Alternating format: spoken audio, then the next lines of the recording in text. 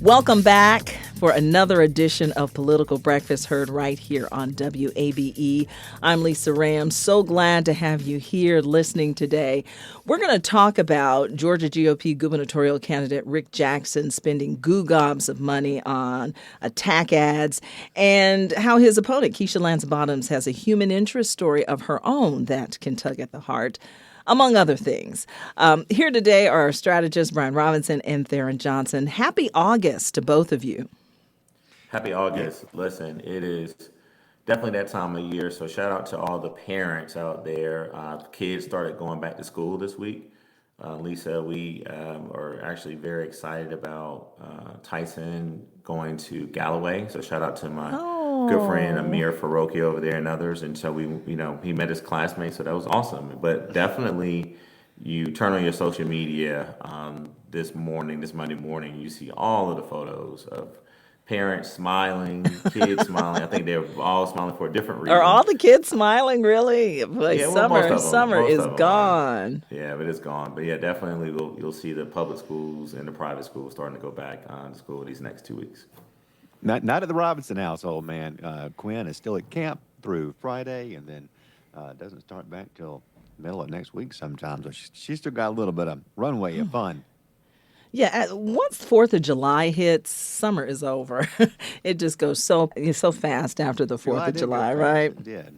Well, a lot of political news brewing, and a lot for us to talk about today. And as I indicated, I want to talk about the money being spent on attack ads from the Rick Jackson campaign. And I don't know, Brian, I'll begin with you. We knew they were coming. We talked about it weeks ago, and they have finally arrived. Yep, and the money put down will make sure that as many slots are booked as possible between now and early November when the election happens. You know, when you buy all these things at once, there's a bit of a cost savings in the market. So I'm sure that's part of the calculation there. And this also just sends a strong signal to Democrats, to the Keisha Lance Bottoms campaign, to the Democratic Governors Association, that if they want to be competitive in Georgia, it's going to be a really high price tag. It's going to take a lot to come in here and go toe to toe with what Rick Jackson is going to do in the messaging. And Jackson has been very open about what the strategy is. He has mentioned that people have forgotten what Keisha's record was in office in Atlanta, and the ad campaign is going to remind them. And that's already begun with the ads that we began to see over the weekend, raising some ethics issues about spending within the mayor's office. So we can expect more of the same as the message progression goes into later August and then into September, but also expect to see some vision from Rick Jackson. This is not going to be as negative as the primary was because, you know, in a primary, you're not differentiated by issues so often. That's true on both sides of the aisle. And so it becomes much more of a personal division between the two. In this case, there's going to be a difference in how these two candidates want to govern Georgia. And you're going to see those visions play out in the messaging that they do to voters. And Rick Jackson is going to talk about cutting property taxes, cutting income taxes, talking about the importance of implementing and getting results from the new literacy law. I would bet there's going to be significant reforms in foster care to get better outcomes for those who are aging out of it. So you're going to see some really positive things from him. And I'm sure you're going to see that from Keisha Lance Bottoms as well. We're already seeing it with her healthcare policy tour through rural parts of Georgia. Yeah, I was going to say, Theron, what are we going to see from the Democratic side? Well, you're already seeing it. The one thing that I want our listeners to know is that Keisha Lance Bottoms has actually been up on television, Lisa, across the state with a ad now for a few weeks talking about how we need to expand Medicaid in this state. And so while Rick Jackson did just come up with a two negative ads on Friday, Keisha Lance Bottoms for 3 weeks now have been up on television talking about the expansion of Medicaid. Brian mentioned also that she's been on a tour across cities all in Southeast Georgia, had an amazing response from the cities that she went to. And these were not just tours to just go in and take photos, Lisa. These were actually roundtable discussions where she talked about rural hospitals closing, veterans' needs when it comes to women and men in the military, making sure they get the service they need. Some folks say that's a federal issue where the state can actually work with the federal government to get that done. She also talked a lot about small businesses and some of the rural businesses that have been hurt because of these Trump policies that have come out of Washington, the negative effect that we're seeing with hospitals closing and having to lay off workers, and how farmers are not getting what they were promised when it deals with this tariff strategy that clearly is not working. And also the economy, this Trump agenda, this Trump economy that's not working for them. And then she capped it off, which I know we'll talk about a little later on, the convention. So I just want our listeners to know that Keisha Lance Bottoms' campaign has actually been raising money up on television. And let's get to the money that Rick Jackson has. Look, no one is shocked that Rick Jackson is spending $87 million on television because he spent 83 roughly $1 million of his personal money during the primary. So it's just conventional wisdom, and if you spend 83, Lisa, why not go ahead and throw 87 out there? If you have it, why not? Right. They say it ain't tricking if you got it, right? So clearly, I'm not saying that Rick Jackson's not here tricking, but I mean that's just a phrase that people use. So let's talk about what is it. It's a new one to me. I learned something new here. On the Oh, you show haven't heard that? Oh man, yeah. Well, I always try to drop you a cultural nugget. You in do. These, you do. You're my cultural Sherpa for much of yeah, it. yeah. It's called "It Ain't Tricking If You Got It." It means that if you got the money to spend stuff on it, it's okay. In some people's eyes, not always the case, but no. So let's talk about Tharon. One thing I want to say, just inject real quick on what you're saying there, is that Rick Jackson is fundraising in the general election, which he didn't do in the primary. And so he is raising gobs of money as well as spending it. So that is something different. He did say, okay, everybody's wearing the jersey now.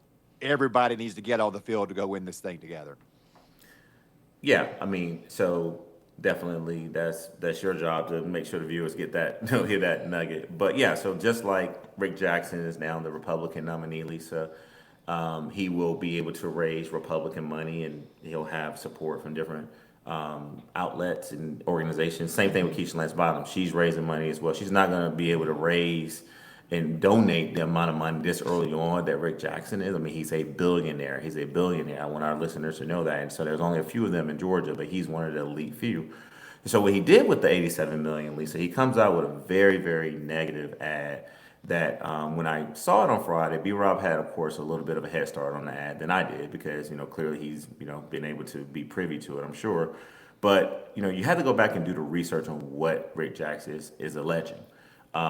This is all around when Keisha Lance Bottoms became mayor in 2018. And I kind of remember this, Lisa, because as you all had to disclose the last show that I definitely helped her become mayor of Atlanta, is that the first trip that she had to go on was a trip to Minneapolis for the Super Bowl. And Lisa, you may ask yourself, why is Keisha Lance Bottoms and others, the governor, the Metro Chamber, Georgia Chamber, I'm sure it was a sort of a collage of different organizations and people going to the Super Bowl. Well, they were going to the Super Bowl because Atlanta was going to host the Super Bowl the next year. Standard practice, nothing illegal about it, no ethics, no unethical part. That's how it goes down. The NFL wants the host city for the upcoming year to actually view the Super Bowl for the current year. Now let's get into what the ad says.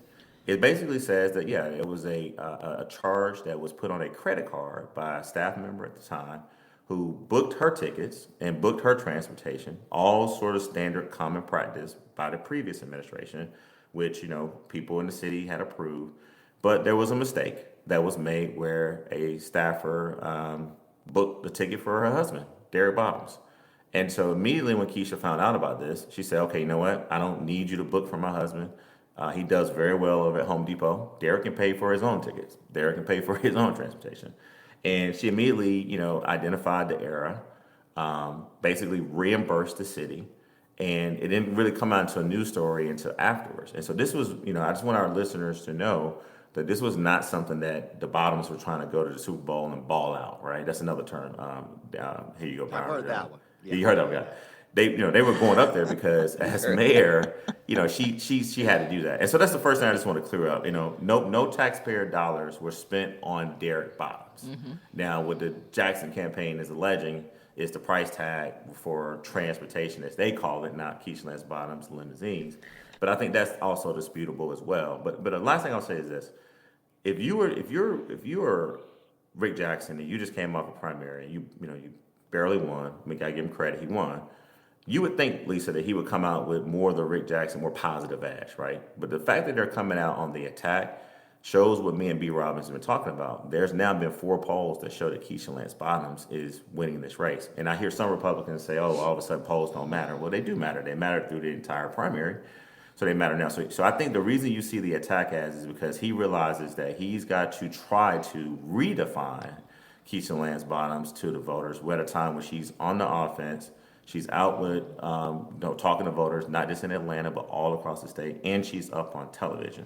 And then the last thing I want to say is, too, is that Keisha Lance Bottoms will go on the attack as well. So, again, she's very positive right now. She's talking about an issue that clearly Georgians want something to be done about how we don't have full Medicaid expansion in this state. But, she's going to have money to go on the attack, too. She's going to have a thing that she can talk about his personal and professional record. He doesn't have a political record because he's never been elected before.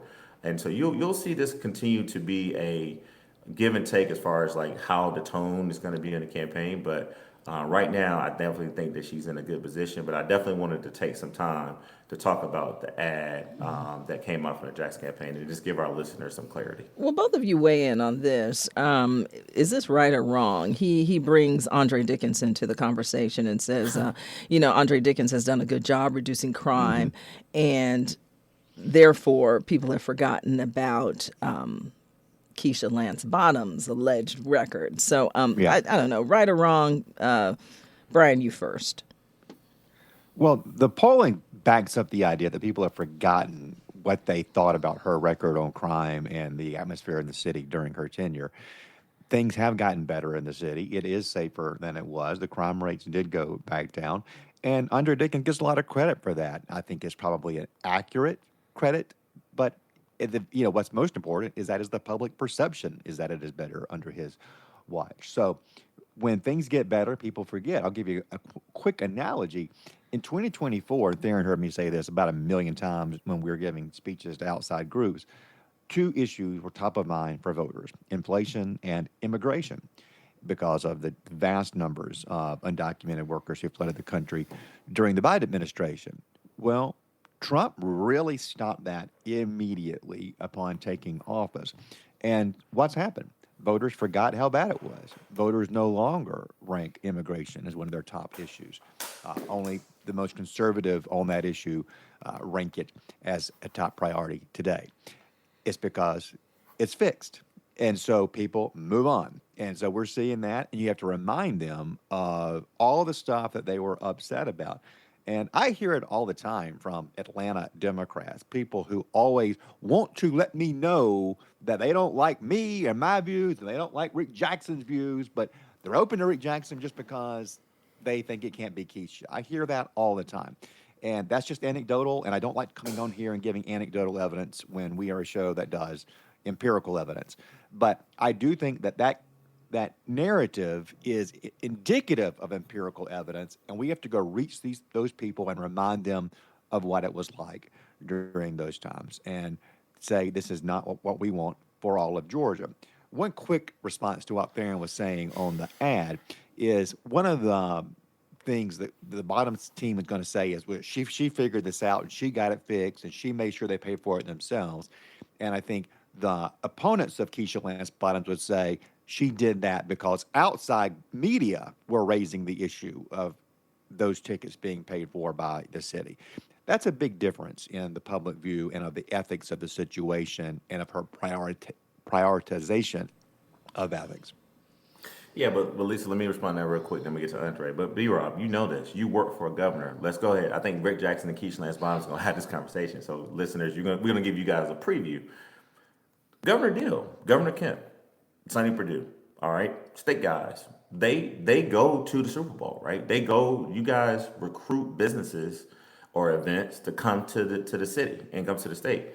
There's nothing wrong with the mayor of Atlanta at that time to go to Minneapolis to basically, they're on a city official business to go and make sure that they are hosted by the Super Bowl committee because we were getting the Super Bowl next year. Rick Jackson's campaign, Lisa, leaves that part out. And I just want our listeners to know, again, she wasn't just going up there. I mean, this is also the second month of her administration, Lisa. Okay, they want to talk about they want to talk a lot about Andre Dickens, but let's talk about Kasim Reed. Mayor Bottoms was coming in where folks were going to jail. Lisa, you were talking about it on your show. Folks were wearing wires in the mayor's office. It was a cloud of things. Now, it's not all attacks on Mayor Kasim Reed because he's never been charged with anything. All right, so that's not like me trying to incriminate him, but I just want our viewers to remember that she also inherited a very, very tough transition where there was a lot of things that were going on. And so her going in February of that year, just 2 months into the job, Lisa, to go an official role for the Super Bowl is okay. So the Jackson campaign wants you to believe that she was being bad, stewards of your money. No, she was actually had to go as mayor and be there with a consortium of people, a group of people who were all going there for that issue. Now, let me ask you a question about Andre Dickens. This is really, really slick what the Rick Jackson campaign is doing. Let me make sure that all of our listeners know this. I have spent an enormous amount of time with the mayor last week. He hosted the Democratic Mayors Association, and I want to say this to Mayor Dickens. You did a great job. I think we have roughly over 50 to 60 mayors, Democratic mayors from all across the country. You want to know what the one thing he talked to me about? And I'm, when it's not going to shock our listeners. Hey, man, let's do everything we can to make sure that people turn out and vote, right? And I'm gonna let him talk about how he wants to support Keith Lance Bottom. I don't want to get that ahead of him, right? I just would bet my house that when it's time to ask Mayor Dickens who his choice for governor is going to be, I think that he's definitely going to endorse Keith Lance Bottom. I'm not saying he's going to do it. He hadn't told me that, but I think that's where he's going to go. So what Rick Jackson's campaign is trying to do is the same thing that Jeff Duncan tried to do during the primary. They want to associate themselves with the current mayor when it benefits them, right? They want to associate themselves with Andre Dickens now because they're trying to turn Keisha Lance Bottoms and Andre Dickens against each other. But what B. Rob is saying is kind of true, Lisa. Yes, on her way out, like every mayor across the country, crime had spiked, right? And so she stayed on the job. She didn't quit. She finished her term out. And then you have a new mayor that comes on, and it took time. It took a lot of support and energy. And since he's been married, yes, crime has gone down. And so I think our listeners are just going to be smart enough to know that it's okay, that, yeah, we can make a contrast about the differences in the time. I think Andre Dickens would tell you that his first term was different than Keisha Lance Bottoms' first term dealing with crime. But you do have to give him credit for that. But I think our listeners also got to know that don't let the Rick Jackson campaign try to infer, like they did with Brian Kemp, that Mayor Andre Dickens is totally in support and endorsing his campaign. And another thing they did that was really interesting, and I don't even know if there's Rick Jackson or anyone from his campaign has ever attended the Invest Fest, right? That comes here to Atlanta. But all of a sudden, if I'm governor, I want to make sure this conference that's been coming here for so many years welcoming, while the mayor is sort of back and forth with this group of people who are, made some critical statements about how Atlanta embraces them. So I'm just going to be here to be a truth teller, Lisa. I'm going to make sure that our listeners know what's really going on and call balls and strikes and try to be as factual as I possibly can. I don't think any of us are suggesting that Andre Dickens is going to be with Rick Jackson in this campaign. And this is somebody, he's a young leader who's got a bright political future as a Democrat, and it would end his future if he was with a Republican. And I think voters are smart enough to see that too. And, look, I saw this play out in 2014, where you had the strong working relationship between Mayor Kasim Reed, who Tharon just referenced, and my old boss, Governor Nathan Deal. I saw Kasim Reed a lot coming through our doors. There was a real bond between him and not only the governor, but the chief of staff, Chris Riley. And it was a working relationship that delivered real results for Georgia. And what we saw there was a Democrat nominee for governor, and Kasim Reed just kind of kept his mouth shut, right? He just stayed out of it. And it was very much an indication to the city's power structure that Kasim was okay with Nathan Deal. He never said anything that was going to hurt him in a later campaign. He never showed up at events where people would take pictures and say he's a secret Republican. He was really wily about it. And I don't know that's what Andre is going to do, but there is a precedent for that, certainly in the past here. When Keisha Lance Bottoms becomes governor, B. Rob will here to tell you, her and Andre Dickens will get along just fine. They served on council together. That's clever. So let me just help you out here. Look, they're going to be fine. I think what you're getting at here, though, is has the relationship between Brian Kemp and Andre Dickens benefited the state and the city? And I think it has. I think Yeah, it I has. agree. I think they Yes. have a good working relationship. But I'm here to assure you that when Keisha becomes governor and Andre is still mayor, they'll get along. They'll work together because she'll have firsthand knowledge on how to work with the city, and he'll have some experience working with the state too. I'm sure she'll give him a lot of great guidance when there's an autonomous zone run by gangs somewhere in the Oh city. my Like, y'all just goodness. stay away from there. Y'all just let the gangs do what they want. We'll come back later. Everything's gonna work out. I walked right into that one, Lisa, intentionally, but I clapped, and it's another try. I clapped back a little bit on Brian, kind of used his own sort of words against him, and basically, stepped out there and said, "Yeah, I think Keisha and Andre would be good." No, look, as we kind of wrap this up, Lisa, let me just warn my Democratic friends.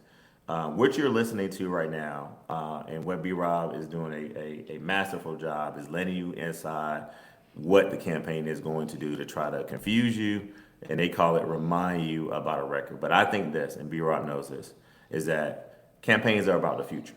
And as long as Keisha Lance Bottoms can continue to talk about where her plans are for the future, I would say this, B. Rob, yes, some of those Democratic people you talk to probably said that stuff about Keisha, but guess what? I would tell those folks, the people have spoken. She's the Democratic nominee. And the Democrats I'm talking to is that we are not just falling in line, we're going all out to make sure that this woman who has a vision for the future, who won the Democratic primary, who's going to be talking about affordability, cost of living, education, jobs in this state, that she has our support. So yeah, you're always going to have that sort of 10% of folks out there still kind of rumbling.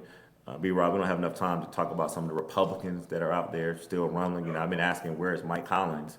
Lisa, he showed up, and we're going to talk about him in a minute. But we're still waiting to see how, if and when Burt Jones is going to get involved, and Josh McCoon into the Rick Jackson campaign. So there's chatter on both sides. I don't want my Democrats to think that we're the only ones that are chattering. Oh, trust me, there's a lot of chattering going on the Republican side. Interesting you say that, because I think that's a fair thing. What I don't think is fair, and this isn't something you said, is that the story coming out of the runoff was the Republicans are divided. There's a lot of Republicans that don't like Rick Jackson because they don't think Burt Jones was treated fairly, whatever. Or Rick Jackson hasn't called me yet, which I always kind of roll my eyes at anybody who says that. There's, you got to get 2.5 million votes. The number of people that aren't going to get called vastly outnumber those who do. But what we're seeing in the empirical evidence is that 95% of Republicans are with Rick Jackson already, and 95% of Democrats are with Keisha Lance Bottoms already. So some of this narrative that I'm talking about, this anecdotal evidence, is not necessarily indicative of something showing up in the polling just yet. But I'm hearing it enough. Now, granted, I will also say this is a self-selected group of people who are coming to me to talk about it, right? So that probably gives you some indication of who these folks are. But these are folks who want to be Democrats, right? They don't like Republicans. They have a lot of reservations about what we believe on social issues or on taxes, on fiscal policy, et cetera. They want to be with a Democrat, but they say, I'm an Atlanta resident. I remember my neighbors sitting on their front porches with guns, scared of what was going to happen. And I don't know if that's true or not, but that's a phrase I've heard a couple of times, that sitting on my front porch, guarding my house thing. So it's there, it's somewhere in the water. And I just want to make the point, to kind of follow up on Tharon's, that both sides can make the argument the other side has dissenters within their tent. But see, now Lisa, this is the part where I have to respond, because our viewers who think that, I don't respond to Brian because he's inside the campaign, he has this knowledge. So now I got to respond to that. B-Rob, I actually lived in the city of Atlanta during that time. I think you were, in Brookhaven. I live in Brookhaven, yeah. Yeah. And so as a city of Atlanta resident during that time, listen, I'm not going to sugarcoat it and say that it wasn't a tough period of time, but I think that it's just disingenuous for you to point out that one statement by an unconfirmed person saying that, which I want to tell you that this mayor and everyone in the multi-jurisdictional sort of thing, the sheriff's department, everyone had to come together when you had nonviolent protests that were being hijacked by people who were just agitators, folks who wanted to come in response to all of the murders that we had seen in the country of unarmed black men being killed by white police officers, right? And so it was just this unrest and everything that was happening. Keisha Lance Bottoms did everything she can. But also I want to say this real quick. Let me share you with our listeners of what the Republicans are saying. listen, we can't ignore the fact that Rick Jackson came in and destroyed the state Republican Party apparatus. All right, that had been in place. Brian Kemp did that. No, no, no, no, no, no, no, no, no. This guy spent over $100 million taking down Burt Jones, Chris Carr, Brad Raffensperger, right? All of these people that are around, I'm just moving the main three. I see Shout what out to you're my saying. boy Yeah. Clark Dean. In order for you to do that, Lisa, you can't sit up here and tell me that there ain't some hurt feelings. There ain't some people feeling some type of way that this outsider slash insider, the outsider who gets money from the inside, spent his own money, and it was the biggest political shock of the century. So yes, they are. I'm gonna tell you what they're saying. They're like, man, we don't really know this guy Ray Jackson. All right, he got a lot of money. He made a lot of money, in healthcare. We can get into a conversation about the no bid contracts, the contracts and all that. Then it's like, okay, grew up in Techwood Homes, but other than that, being a donor, a lot of folks didn't really know him because Rick Jackson is a very reserved, quiet individual, right? Brian, knows this. So it was the way he came out, and he's talked about his words. I don't owe anybody anything. I'm gonna be Trump's best governor. I'm gonna be Trump, just like Trump with a southern tone, and went after Burt Jones, who was the heir, right? Allegedly, a lot of people thought that either Burt Jones, Chris Carr, Raffensperger, one of those three men, Lisa, were gonna probably ascend to be the nominee. Here comes this outsider, and he just completely comes in and upsets that. So what I'm hearing from the Republicans is that okay? Other than him being a successful businessman, they're very concerned about his lack of record, which is a plus for him too, because you can't really say that he's voted this way, or whatever. But at a time where we need to make this transition, and we want people with experience, folks who actually know how to govern, folks who know how to work with elected officials and others, they're concerned about that. And the last thing they're concerned about is that the fact that you haven't had not just Burt Jones, but some of the activists, some of the apparatus across the state not really come out and embrace. And I know Brian is working on it. I mean, it'll all come together in the end. But you got to literally listen to what Burt Jones was saying. Now, Chris Carr and others have come on board. I think Raffensperger legally can't get involved. So there has been some consolidation. But there are those Burt Jones supporters out there that are making some very concerning comments about Rick Jackson, the same way that he's telling you that some folks are making concerning comments about Keisha Lance Bottom. So my point is to our listeners, guys, it's happening on both sides. It's noise, it happens, but the fight is going to be in the middle. Who can get those roughly 300,000 voters or so who are independents or moderates, the deciders, and that's where the battle is. Yeah, it is. That is where the battle is. And what we just heard there from Tharon was, like me, anecdotal evidence. What he's hearing, talking to Republican influencers, establishment folks, and all that. And let me give some confirmation to that anecdotal evidence, because I hear that too. I don't know Rick Jackson, and I bite my tongue and say, well, that's because you were scared of Burt Jones seeing you in a social media photo, so you didn't show up at any of the thousands of events that he had during the primary. There's plenty of opportunity for people to come and meet Rick Jackson. He is very available and still having. So when is he coming on Political Breakfast? Well, we haven't been doing a lot of interviews right now, but I would love to. I would love to have him on. That's a fair question, Lisa. And look, to Keisha Lance Bottoms folks who are listening, I think Keisha Lance Bottom needs to come on this program. Yeah, she had been sooner on than here, later. that's right. Yeah, they both should come on. Yep, sounds good. Okay, let's take a break here, and when we come back, talk about U.S. Representative Mike Collins. Is he in some hot water here, based on associations? Let's put it that way. More chat when we return. Welcome back to Political Breakfast right here on WABE. We are always glad to have you here. As I indicated before the break, we're going to talk about next. We're going to talk about U.S. Representative Mike Collins, who is on the campaign trail stumping, trying to unseat Senator John Ossoff in his position. But he's getting a little derailed a little bit, caught off guard, would you say, Brian, at some press conferences, people asking about his association with his son-in-law, who is said to be anti-Semitic. Mike Collins was trying to have a substantive news conference on healthcare access in a semi-rural part of Middle Georgia in Monroe County. And so he was trying to do the stuff that Tharon's been mentioning in our media platforms. And where's Mike Collins? What does Mike Collins stand for?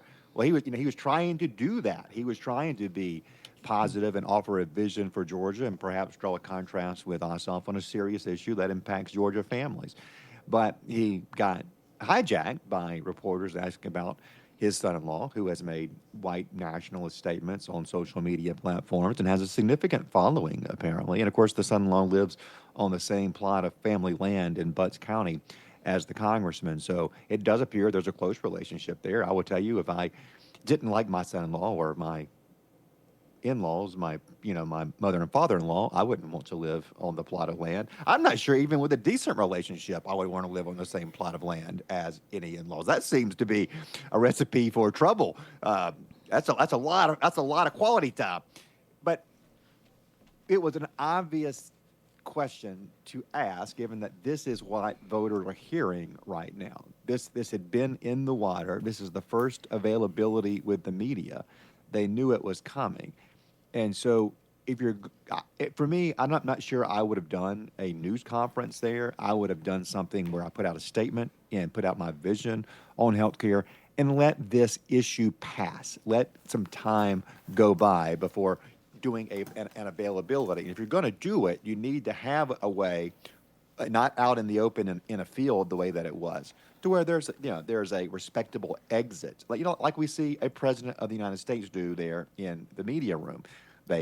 People yelling questions, and they'll be like, last question, and then they can exit off to the side. That's really what you need. Here we saw an open field where he had to walk away, and so he is walking and walking and walking in the video.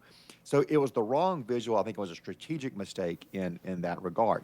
Mike Collins has tried to answer these questions, and he has said that he has been a strong supporter of Israel, which is something that shows some daylight between him and his son-in-law. Many of the white nationalists are very anti-Israel and anti-Semitic in their viewpoints. But of course, white nationalism goes far beyond just Jewish issues. And this is a majority state or a majority-minority state. And so, I would encourage Mike Collins to simply say, I will represent all Georgians. And one thing I have heard him say that I greatly appreciate is my son-in-law does not speak for me. His views are not my views. Yeah, he said that early on, though, but he's still getting it. That didn't fix the problem, it doesn't seem. Right. Well, that's why I would have approached the news conference differently. I feel like he said, I give you my answer, and I'm moving on to the next thing. Obviously, the media is not there. And so the question becomes, you're doing a news conference where that's going to be the question, and what is the visual going to be when that question comes? And we see what happened there. So I approach it more of as a communications guy who sets this stuff up than I do as where should he be on the issue, right? Yeah. No, Lisa, I went back and looked at this. It's really been about over 2 weeks since, CNN, which is a national network, and some local networks, broke this sort of story about the connection with the son-in-law and the anti-Semitic, Nazi propagandists, sort of comments that were made. And so I think what happened is that he didn't really address it right then and there. But this is not the first time that he's been asked. And then the other thing that I think that the reason why the reporters are still looking at this is because John Ossoff has actually gone on the offense about it and has raised new questions. Mm-hmm. So yes, he said, hey, I don't always agree with my son-in-law, but the challenge is that there's been more questions come out about the comments, the association. Brian just talked about living on the property, and everything. And so he hasn't answered those questions. And then there's just been a lot more concerns about how he hasn't been able to address it right then and there. And these are just very straightforward questions that Mike Collins can answer. Now, get into B-Rob's point of talking about the actual scene. There was these rumors out there, it was some, maybe hecklers or trackers. No, these were actual reporters that was asking him these questions as he was walking away. And so, yes, while he was there to talk about healthcare, and he did take some shots at John Ossoff, he talked about why he should not go back to the Senate and all those things. But therein lies the atmosphere we live in right now. The visual just wasn't good of him walking away and not taking the questions. And, I've heard now that even, as reporters are still trying to get access to the campaign, get access to Mike Collins, he's still not been, able to create a scene or a fair, sort of opportunity for him to address them. So totally different case in the governor's race. Now you have an incumbent, John Ossoff, with $40 million on hand, got the challenger who's trying to raise money, trying to actually, get on message, trying to get a message out for himself, just constantly on the defense. And I want also to say the commonality between the Bottoms campaign and Ossoff campaign, where Ossoff has more money, but both of them are up on television. And so Ossoff now has put out two ads, one talking about, what he's done to work in bipartisan. He also talked about the foster care system, but then there's also an ad about Mike Collins, and then there's a African American law enforcement woman talking about he voted to not release the Epstein files. And so it's just like, I mean, the Collins campaign is just getting it from a paid media perspective. They also don't have the cooperation with the current local media to try to get them on message because they have questions. And at the time, he's trying to raise money. And while John Ossoff is just out here every single day, continuing to campaign, continuing to try to stay on the offense. And so it's going to be a challenge for him. I think ultimately he needs to listen to what B-Rob said, figure out a way that the optics are good, that he can have an opportunity to answer some very straightforward questions. What I would do is go out there with in a platform and in a method that I control and deliver my message. It will get consumed by Georgia voters because they are tuned into this as much as anybody's tuned into politics as we are going into back to school season and buying kids new clothes and new backpacks and all that. I think it's a great opportunity for him to not only put this behind him, but also to offer a positive vision for how he would serve a diverse state and show his heart on that. And I think Mike Collins is a good guy. I think he's somebody who is in public service for the right reasons. And I know Democrats probably disagree with me on that, and that's okay. That's the beauty of our democracy. So show us that side. Show us how you want to go and serve Georgians. And one thing I want to point out, as far as Tharon mentioning the ad campaign that is attacking Collins being paid for by John Ossoff, the best news for Mike Collins is that a group called One Nation, which is part of the Senate Leadership Fund, is now up on air attacking John Ossoff for voting against the tax cut renewal that would have raised taxes if John Ossoff had gotten his way by several $1,000s for the average Georgia family, and for people, for professional class people, way more than that. So it's something that is at least muddying the waters a little bit, giving Mike Collins a little bit of equal standing on the airwaves, which is hugely important. One thing I was very concerned about, and I've expressed this here on this show, is Collins getting just flooded by Ossoff ads because he's got $40 million to Mike Collins' $2 million in the campaign coffers. And this outside spin, which I have alluded to in the past, I was nervous it wouldn't come, but now it's there. And what we have to see in order for that spigot to stay turned on is for this spending to begin to have a difference and start narrowing those polling. What Collins needs to see here is the polling showing a horse race that is kind of within the partisan norms. It's very hard for a Democrat or Republican to get less than 47, 48% of the vote. And Collins needs to show that he's getting close to that space in the polling. The One Nation ads are out there. I have seen them on the digital platforms and sort of just me going through social media. But I think that if you're an Ossoff campaign right now, you knew that was coming. I mean, you know that these votes over the last 5.5, almost 6 years now, are going to be things that the Republican committees and PACs are going to try to exploit. But I think that John Ossoff, just based on polling, based on, I think, people I talked to, look, they have been very satisfied and very proud of their senior U.S. senator who works very hard with his constituent services to try to be a senator for all Georgians. And I believe that Mike Collins trying to actually raise money and still have to answer these very straightforward questions about his connections to his son-in-law. He hasn't really fully been able to denounce it in a way that the media, while they still have additional questions. And then also, look, Lisa, we don't know what John Ossoff has next. I mean, this is also a member of Congress who has had chiefs of staffs that have gotten, in trouble, a lot of allegations made there, and a lot of other things that throughout his congressional record, I think that the Ossoff campaign are going to pivot to. So this is just one of the things that have just kind of put him on the defense. But I would assure you that they're going to basically try to make the case that they believe that Mike Collins is just too extreme to be the U.S. Senator of Georgia. It's going to get murkier and murkier, isn't it, as we get closer to November, which is pretty much it's around the corner. School's starting today in August. November will be here in no time. Before we get out of here, there was an opinion piece by Patricia Murphy that indicated because Rick Jackson has such an endearing story, and because he tears up, quite a bit on the campaign trail, that might give him an advantage in the gubernatorial race. And you made a cry out to Patricia Murphy, and you said what?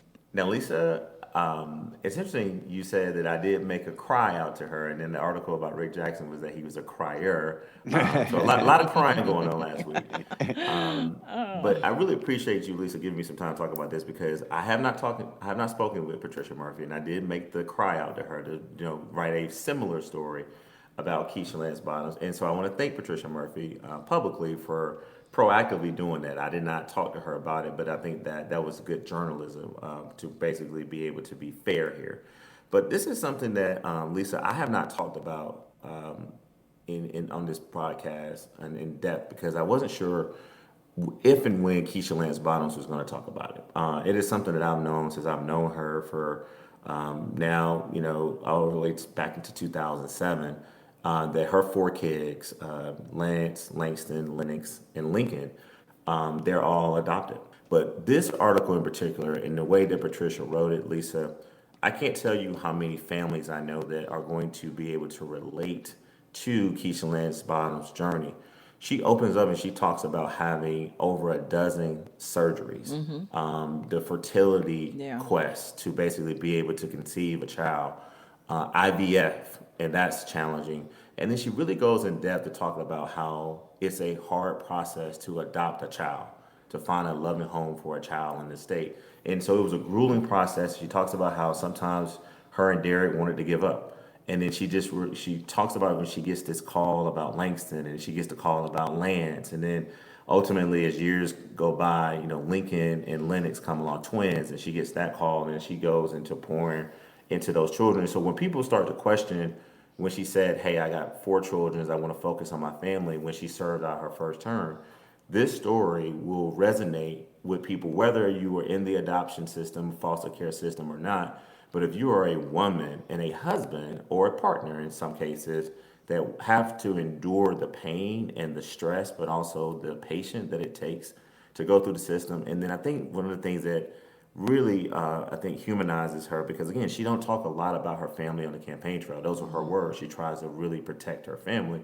But as someone who knows her, that like family is first with her. I mean, particularly the kids. Not saying that Derek doesn't get a lot of love because he does as well, but her kids beautiful are family. Yes. Yeah, beautiful family. And I think that you'll see her have her own sort of rags to riches story. She's done well for herself, but I think that this loving care for these 4 amazing adopted children with a partner in Derek who was there with her every step of the way.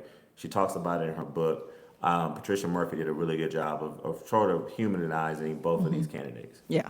And this is something that you'll hear Rick Jackson praise Keisha Lance Bottoms for, because this is certainly at the heart of his greatest passion is making sure that these kids who are abandoned or who need a safe haven are able to be adopted into a loving home. And in his view, one thing he has worked on with his own money, this is different than a public adoption, but he credits much of his success and stability in life to being adopted into a Christian home. And he talks the story, and I sometimes get choked up when I repeat the story that I hear from him because he always gets choked up when he tells it. But he's in this house, so all these kids that, he's the foster kid, and it's just so much noise. He had been a single child with his mom. Had never been in a loud household with a bunch of kids, and it's just the loudest place he's ever been. And then they sit down to dinner, and Wow. Yeah, it's powerful all the way around. It really, truly is. they hold hands and pray. And he was like, "This is what I want for my life." And so he is very respectful of what Keisha Lance Bottoms has done with her family.